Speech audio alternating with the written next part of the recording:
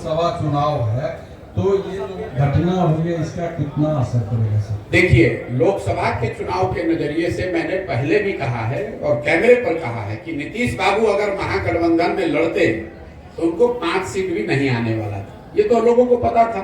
और जब हम लोग कह रहे थे तो उनका कोई दल का आदमी चिल्लाता था, अरे प्रशांत किशोर को क्या आता है। ये तो डर इतना है ना, लोगों को पता है। मैं कोई ऐसे बिहार का कोई नेता तो हूं नहीं कि कह दूंगा कौन जीतेगा। अगर मैं कह रहा हूं कि नहीं आएगा 5 तो नहीं आएगा 5। इसी डर से पहले तो भागे, उनको मालूम था भी खाता नहीं खुलने वाला है, तो भागे भाजपा में। अब इस नई व्यवस्था में जरूर एनडीए के नाम पर, मोदी के नाम पर भाजपा के लहर में कुछ सीट उनको मिल जाएगा। लेकिन एक इसके साथ एक और आपको भविष्यवाणी कर देता हूं, इसका सबसे बड़ी कीमत इस गठबंधन का भाजपा और उनके दल वाले पे करेंगे विधानसभा के चुनाव में। लोकसभा में नहीं, लेकिन भाजपा को इसकी बहुत बड़ी कीमत चुकानी पड़ेगी आने वाले विधानसभा चुनाव में। क्योंकि जो भाजपा का समर्थक है, जो उनका वोटर है, नेता है, काडर है, आज उसके पास कोई जवाब नहीं है कि आखिर आप जिस नीतीश कुमार को आपने एक बार 2020 में थोपा, तब भी आपके 75 एमएलए थे, इनके 42 थे, आप क्यों नहीं मुख्यमंत्री बने?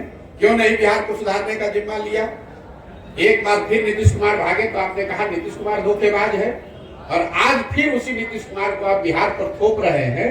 तो जिस तरह से कांग्रेस और कांग्रेस के नेतृत्व ने चंद सांसदों के लालच में बिहार को 20 वर्ष तक लालू के हाथ में बेचा, इसकी चिंता नहीं की कि बिहार के लोगों का क्या होगा। 10, 15, 20 सांसद हमारे जीत के यूपीए के आते रहे। लालू जी अगर पूरा बिहार लूट कर बर्बाद कर रहे हैं तो कोई चिंता नहीं थी सोनिया गांधी को, कोई चिंता नहीं थी कांग्रेस की लीडरशिप को। वही हाल आज भाजपा के लीडरशिप का है। उनकी चिंता बस इतनी है कि संसद में अगले लोकसभा चुनाव में हमारा 30-35 सांसद जीत कर आ जाए। अगर नीतीश कुमार ने पूरा बिहार को बर्बाद कर दिया है, उनकी मानसिक हालत नहीं है बिहार को चलाने की, इसकी कोई चिंता उनको नहीं है। वो बिहार के लोगों की चिंता नहीं है, उनको बिहार के बच्चों की चिंता नहीं है। तो लोकसभा में तो असर नहीं दिखेगा ज्यादा, लेकिन विधानसभा में भाजपा को बहुत बड़ी कीमत इसकी चुकानी पड़ेगी। और आप इस वक्तव्य को नोट करके, रिकॉर्ड करके रखिए, अगर न हो तो मेरी गर्दन आप पकड़ लीजिएगा।